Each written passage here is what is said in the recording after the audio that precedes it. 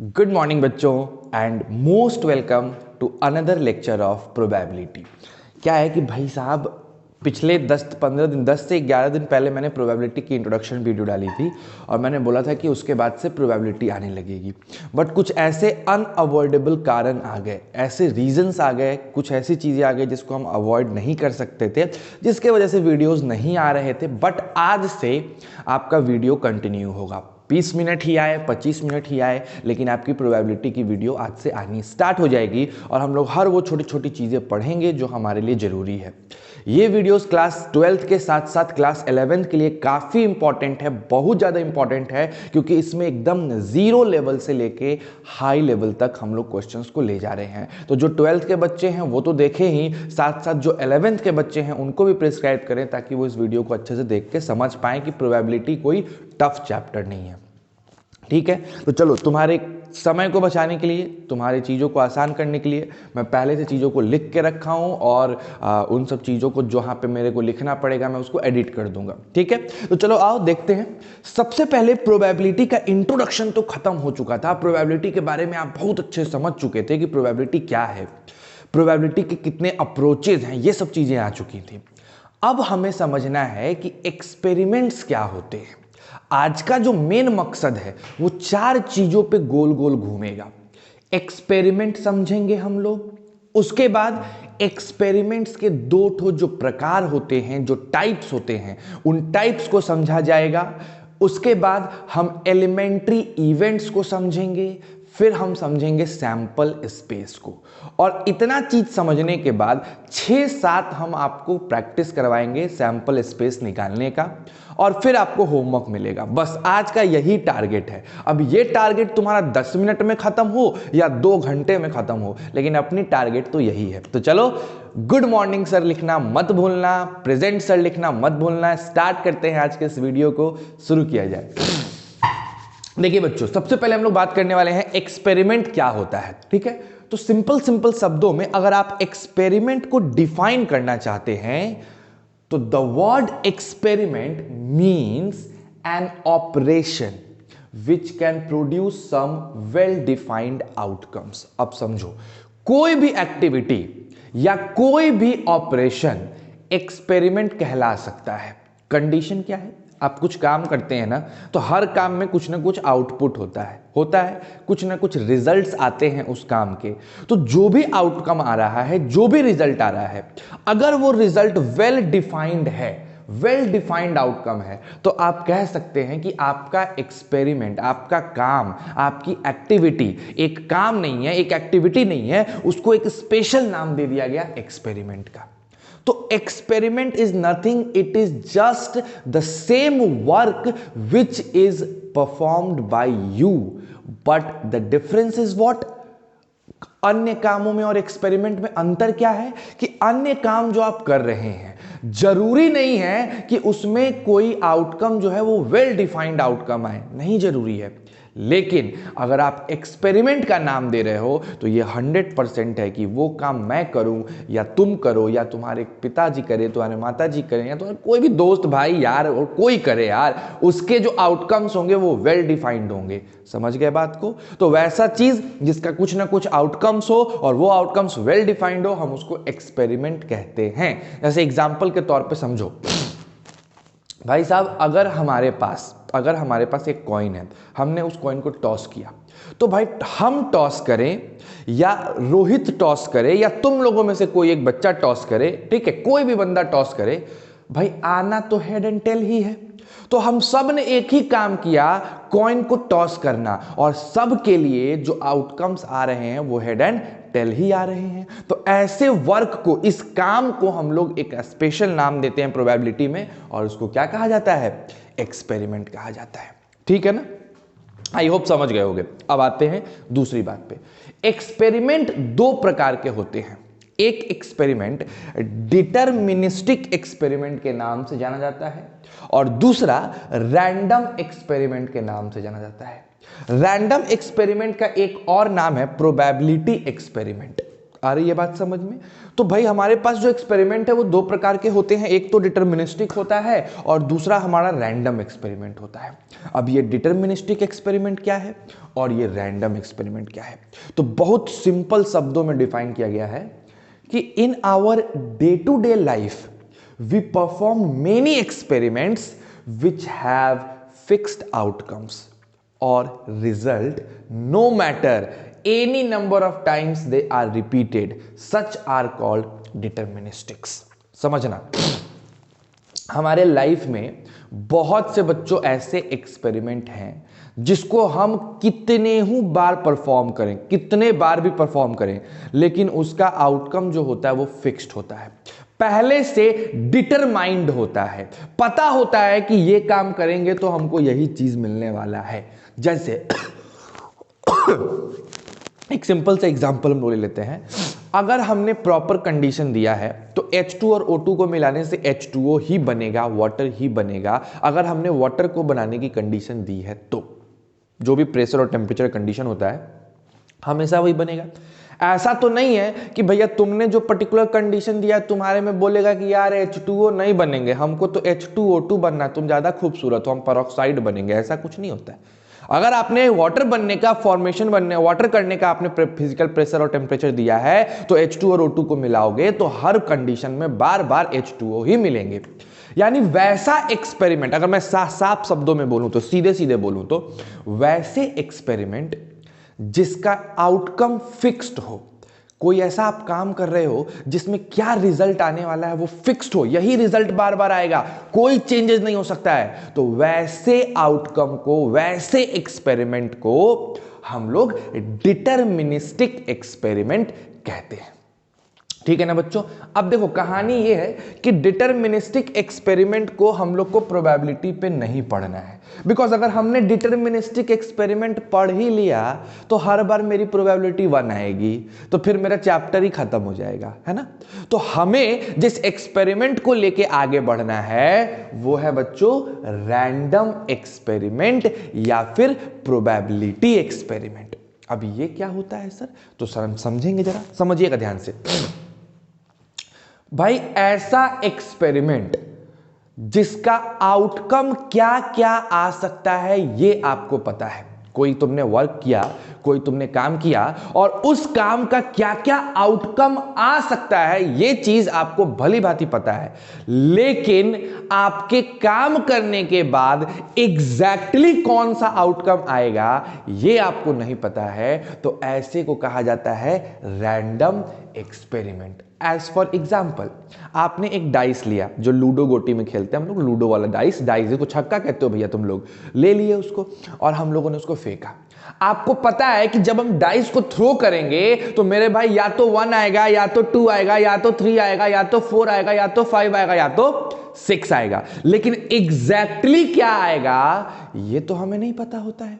तो ऐसे एक्सपेरिमेंट जिसके आउटकम क्या क्या हो सकते हैं ये चीज आपको भली भांति पता हो, लेकिन एग्जैक्टली कौन सा आउटकम आपके थ्रो करने पे आएगा, आपके परफॉर्मेंस पे आएगा ये आपको नहीं पता हो, तो वैसे एक्सपेरिमेंट को कहा जाता है रैंडम एक्सपेरिमेंट। आ रही है बात समझ में? जैसे आपने एक कॉइन को टॉस किया, तो भैया कॉइन को टॉस करने पे तुमको पता है कि या तो हेड आएगा नहीं तो टेल आएगा, लेकिन एग्जैक्टली क्या आएगा आपको पता है क्या? नहीं पता है। मान लो हमारे पास 52 ठो कार्ड है, मैंने हमने एक ताश का पत्ता ले रखा है, 52 कार्ड ले रखा है, उस 52 कार्ड में से कोई भी एक कार्ड चुन लिए। हमको पता है कि 52 में से एक कार्ड चुने तो कोई भी 52 में से एक आ सकता है, लेकिन एग्जैक्टली कौन सा कार्ड आएगा ये पता है क्या तुमको? नहीं पता है। तो random experiments are those experiments whose outcomes are known, but what exactly occur in the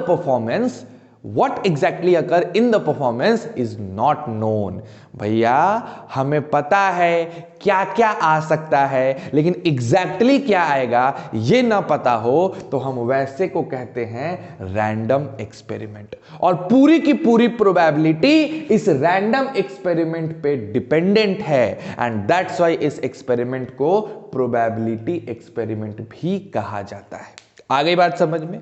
अब भैया 2 सेकंड के लिए मैं हट रहा हूं, इसका ले लो स्क्रीनशॉट और उसके बाद खूब सुंदर सा कॉपी बनाना प्रोबेबिलिटी के नाम से और बढ़िया से उसके बाद अच्छा सा नोट्स बनाओ। जब तक तुम्हारे हैंड रिटन नोट्स नहीं होगा बच्चों, प्रोबेबिलिटी चैप्टर में मजा नहीं आएगा, फील नहीं आएगा। समझ रहे हो बात को? तो फुल अटेंशन के साथ पढ़िए, 11th भी और 12th भी। चलिए मैं हटता हूं, आप फटाक से इसका स्क्रीनशॉट ले लीजिए।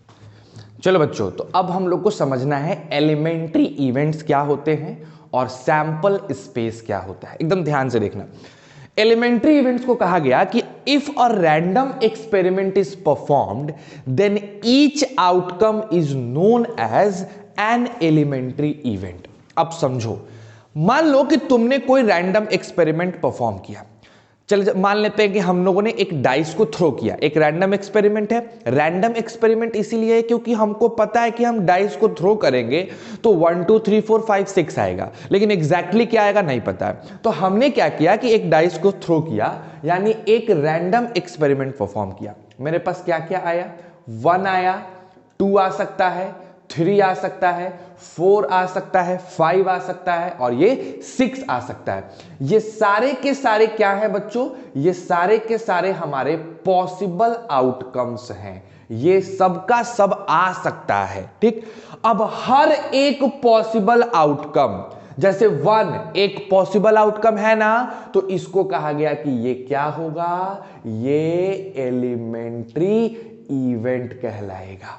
यानी रैंडम एक्सपेरिमेंट का हर एक पॉसिबल आउटकम एक एलिमेंट्री इवेंट होता है। ये भी एक पॉसिबल आउटकम है, ये भी एलिमेंट्री इवेंट है।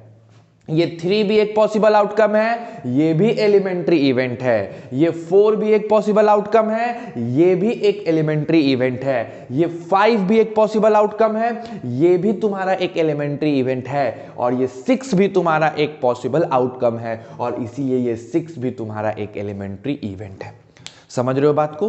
तो जो भी आप रैंडम एक्सपेरिमेंट करते हैं, उस रैंडम एक्सपेरिमेंट में जो अलग अलग आउटकम्स आता है, हर एक आउटकम्स को, सिंगल आउटकम्स को हमारे प्रोबेबिलिटी में क्या कहा जाता है?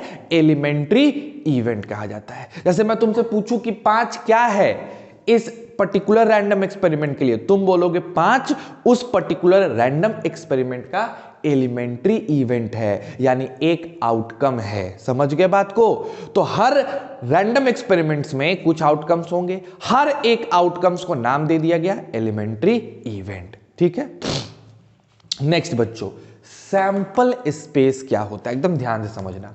The set of all possible outcomes of a random experiment is called the sample space। अब समझना, तुमने अभी अभी एक डाइस को थ्रो किया था।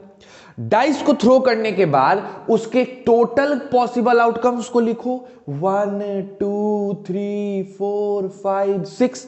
इन सब पॉसिबल आउटकम्स का अगर तुमने बना दिया है एक सेट, तो ये सेट कहलाता है मेरे प्यारे बच्चों सैंपल स्पेस। इस सेट ऑफ एलिमेंट्री इवेंट्स को क्या कहते हैं? सैंपल स्पेस कहते हैं।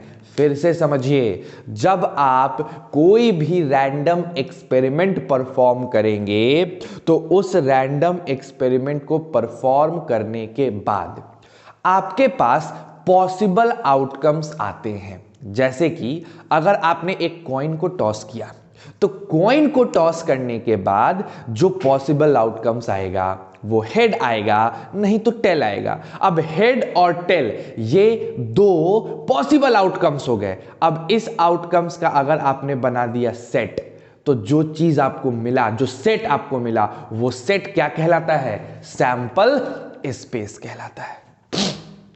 समझ गए बात को? एकदम सिंपल तरीके से, सैंपल स्पेस क्या है सर? सेट है। किस चीज का सेट है? जब हम कोई रैंडम एक्सपेरिमेंट करते हैं तो जो भी पॉसिबल आउटकम आएगा, उस पॉसिबल आउटकम का सेट क्या कहलाता है? सैंपल स्पेस कहलाता है। हमेशा इसको किस चीज से डिनोट किया जाता है? कैपिटल एस से। Generally it is denoted by capital S. किसी भी सैंपल स्पेस को आप क्या चीज से डिनोट करते हो? कैपिटल एस से डिनोट करते हो। बोलो क्लियर है? एक बार क्वेश्चन बनाने से पहले हम लोग थोड़ा सा रिवाइज कर लें। आज के क्लास का मेन मुद्दा था कि सर जी रैंडम एक्सपेरिमेंट क्या होता है, डिटर्मिनिस्टिक एक्सपेरिमेंट क्या होता है, हम एलिमेंट्री इवेंट किसको कहते हैं और हम सैंपल स्पेस किसको कहते हैं। तो सर डिटर्मिनिस्टिक एक्सपेरिमेंट वैसे एक्सपेरिमेंट है जिसका आउटकम फिक्स्ड हो, चाहे हम कितने बार भी उसको परफॉर्म करें, हमें पता रहता है कि क्या आने वाला है क्योंकि वो फिक्स्ड है।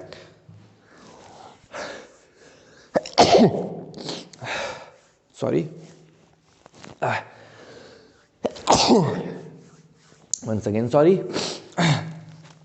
टॉपिक पे आते हैं हम लोग, फिर आते हैं रैंडम एक्सपेरिमेंट पे। रैंडम एक्सपेरिमेंट बच्चों वो एक्सपेरिमेंट है जिसमें हमको पता है कि हमको एक्सपेरिमेंट जब हम परफॉर्म करेंगे तो परफॉर्म करने के बाद क्या क्या आ सकता है, लेकिन हमें यह नहीं पता होता है कि एग्जैक्टली क्या आएगा, ठीक है ना। फिर हम एलिमेंट्री इवेंट्स पे आए। हर एक रैंडम एक्सपेरिमेंट में कुछ पॉसिबल आउटकम्स होते हैं। हर एक पॉसिबल आउटकम्स को हम क्या नाम दे सकते हैं, एलिमेंट्री इवेंट नाम दे सकते हैं। उसके बाद हमारा सैंपल स्पेस आया। हमने बताया कि भैया जो भी पॉसिबल आउटकम्स होंगे, सारे पॉसिबल आउटकम्स का अगर हम सेट बना लें तो जो सेट मुझे बन के मिलेगा वो सेट मेरा क्या कहलाएगा, सैंपल स्पेस कहलाएगा। एकदम सिंपल सी बात है। स्क्रीनशॉट इसको लीजिए और लेके फटाक से इसको उतारिए, तब हम लोग आगे बढ़ेंगे। चलिए बच्चों, तो अब हम लोग करने वाले हैं सैंपल स्पेस पे बेस्ड कुछ क्वेश्चंस। जैसे ये तुम्हारा सबसे पहला क्वेश्चन है और ये दूसरा क्वेश्चन है। ये दो क्वेश्चंस देख करके हम लोग समझेंगे कि सैंपल स्पेस का कॉन्सेप्ट क्या है। समझो ध्यान से। कहता है कि from a group of 2 boys, यानी आपके पास 2 बॉयज की ग्रुप है, तो मान लेते हैं कि बॉयज हुआ होगा B1 लड़का और B2 लड़का, 2 बॉयज हो गए। एंड 3 गर्ल्स, यानी गर्ल्स हो गई G1, G2 एंड G3। आपके पास 2 बॉयज हैं B1 B2 और 3 लड़कियां हैं G1 G2 G3।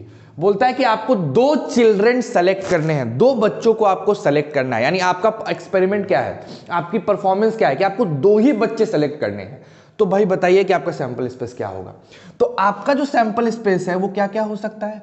हो सकता है कि तुमने दोनों ही लड़का सेलेक्ट कर लिया हो, B1 B2 हो गया हो, या हो सकता है कि तुमने B1 और G1 सेलेक्ट किया हो, पहली वाला लड़का और पहली लड़की सेलेक्ट किया हो सकता है कि आप B1 G2 सेलेक्ट किए हो सकता है कि आप B1 G3 सेलेक्ट किए हो। ऐसा भी हो सकता है कि आप B2 G1 सेलेक्ट किए हों या B2 G2 सेलेक्ट किए हों या B2 G3 सेलेक्ट किए हो। सर ऐसा भी तो हो सकता है कि हमने G1 G2 सेलेक्ट कर लिया हो, या हमने G1 G3 सेलेक्ट कर लिया हो, या ऐसा भी तो हो सकता है कि हमने G2 G3 सेलेक्ट कर लिया हो। देखो बेसिकली क्वेश्चन को समझोगे तो तुम ये समझ पाओगे कि अल्टीमेटली हमें निकालना क्या है और कैसे निकालना है। देखो हम आज ज़्यादा नहीं, यही 2 क्वेश्चन कराने वाले हैं बस, उसके बाद आज की क्लास वाइंड अप हो जाएगी।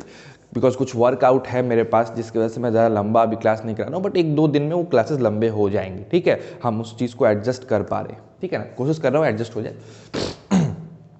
तो अभी के लिए समझिए इस बात को कि आपके पास 2 लड़कों की ग्रुप है, तो भैया लड़के B1 B2 के नाम से हो गए, और आपके पास 3 लड़कियों की ग्रुप थी, हमने लड़कियों को G1 G2 और G3 का नाम दे दिया।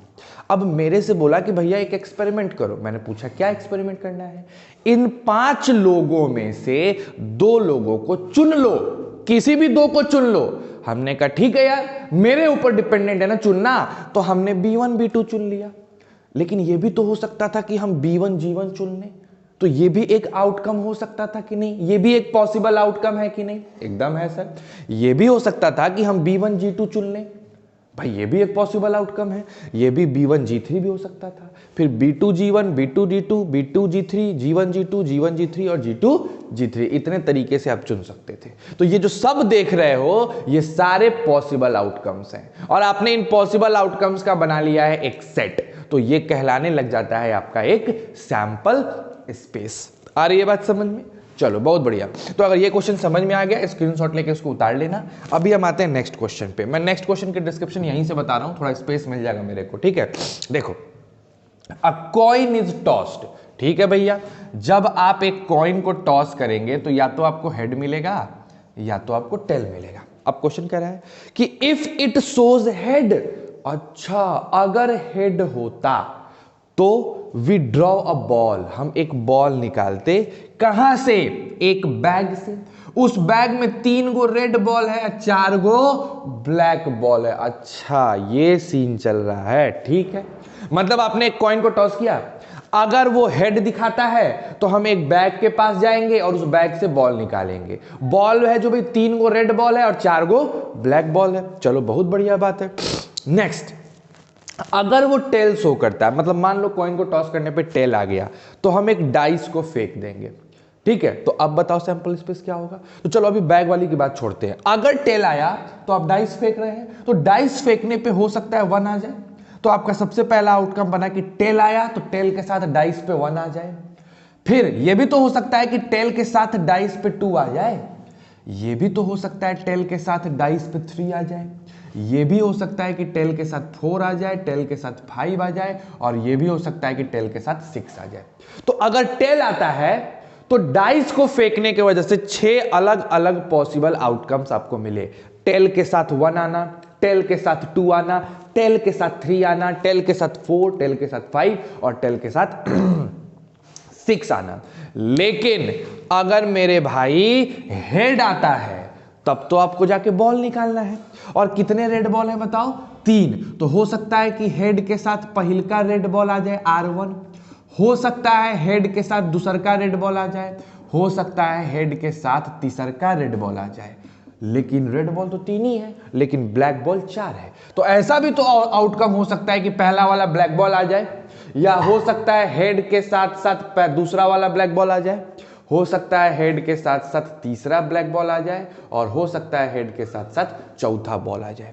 तो एक कॉइन को टॉस करने पे अगर हेड आता है तो आप बॉल चुनने चले जाते हो, और अगर टेल आता है तो आप डाइस थ्रो करते हो। आपका एक्सपेरिमेंट ये है। तो जैसे ही हेड आया, आप बॉल जब चुनने गए तो पॉसिबल आउटकम्स वहां से निकलना चालू हुए। हो सकता था कि तुमने बॉल जो चुना वो पहला लाल गेंद हो सकता था जो तुमने बॉल चुना वो दूसरा लाल गेंद हो, ये भी तो हो सकता था वो तीसरा लाल गेंद हो। तो एक पॉसिबल आउटकम ये, एक ये, एक ये, ऐसे ही ऐसा भी पॉसिबल है कि यहां पे ब्लैक हो जाए, ब्लैक हो जाए, ब्लैक हो जाए, ब्लैक हो जाए। हो सकता था पहला ब्लैक, दूसरा ब्लैक, तीसरा ब्लैक, चौथा ब्लैक। तो ये सारे हेड आने के बाद के पॉसिबल आउटकम हो गए। और जब टेल आएगा तो आपको डाइस थ्रो करना था। आपने डाइस थ्रो किया तो आपको 1 मिला, 2 मिला, 3 मिला, 4 मिला, 5 मिला, 6 मिला, क्या मिला क्या पता। तो सबके साथ लगाओगे ना। टेल आने के बाद हो सकता था 1 मिल जाए, टेल आने के बाद हो सकता था 2 मिल जाए, टेल आने के बाद हो सकता था 3 मिल जाए, 4 मिल जाए, 5 मिल जाए, 6 मिल जाए। ये सोचोगे कि नहीं सोचोगे? सोचोगे। तो हेड आने के बाद ये पॉसिबल आउटकम हो गया, टेल आने के बाद ये नीचे वाला पॉसिबल आउटकम हो गया। तो टोटल सैंपल स्पेस मेरा दोनों को मिला के हो गया, यानी हेड रेड 1, हेड रेड 2, फिर हमने लिखा हेड रेड 3, फिर हमने लिखा हेड ब्लैक 1, फिर हमने लिखा हेड ब्लैक 2, फिर हमने लिखा हेड ब्लैक 3, और फिर हमने लिखा हेड ब्लैक 4। फिर अगर टेल आया तो टेल के साथ 1, टेल के साथ 2 भी पॉसिबल है, टेल के साथ 3 भी पॉसिबल है, टेल के साथ 4 भी पॉसिबल है, टेल के साथ 5 भी पॉसिबल है, और टेल के साथ 6 भी पॉसिबल है। तो ये दोनों पॉसिबल आउटकम्स को जब मिला दिया गया और एक सेट बना दिया गया, तो ये सेट हो गया हमारा सैंपल स्पेस। अब देखो ज्यादा लोड लेने की जरूरत नहीं है। सैंपल स्पेस पे मैं कल और भी क्वेश्चंस कराऊंगा। कल का क्लास जो है वो सैंपल स्पेस के क्वेश्चंस पे ही बेस्ड होंगे। आज का क्लास मैंने छोटा रखा है, थोड़ा सा स्मॉल है, 15-20 मिनट का ही क्लास है। उसके पीछे बहुत से रीजन है। अब मैं रीजन एक्सप्लेन करूंगा यूट्यूब पे, क्या यार दिमाग लगाना है, ठीक है। तुम लोगों को पता है, जो मेरे से कनेक्टेड है उनको पता है, बट ठीक है उन चीजों को छोड़ो। आज की क्लास आपकी स्टार्ट हो गई, आप एक इनिशिएशन फेज में आ गए, कंटिन्यूटी आपको मिलनी चाहिए, बस आपका काम होता रहेगा। कल फिर सेम समय पे, आज जितने बजे अपलोड हुआ है सेम टाइम पे कल फिर आपका वीडियो अपलोड हो जाएगा। उसमें हम लोग सैंपल स्पेस के और भी बढ़िया बढ़िया क्वेश्चन करेंगे और तब आगे बढ़ेंगे। यकीन रखो एक भी टॉपिक बच्चों ऐसा नहीं होगा जिसमें तुमको कॉन्फिडेंस ना आए और मैं आगे बढ़ जाऊं, नहीं पॉसिबल है। मुझे पता है कि कितने लेवल तक मैं पढ़ाऊंगा तो मेरे बच्चों को कॉन्फिडेंस आ जाएगा। तो कीप ट्रस्ट ऑन मी और इसको फॉलो करो। जितने लोगों तक शेयर कर सकते हो प्लीज शेयर करो, और प्रेजेंट सर कहना मत भूलना, ये तो मैंने पहले ही बताया था। अब अच्छे से रहो, पढ़ो, तैयारी बढ़िया से करो, कोई दिक्कत हो तो पूछो। All the best, bye.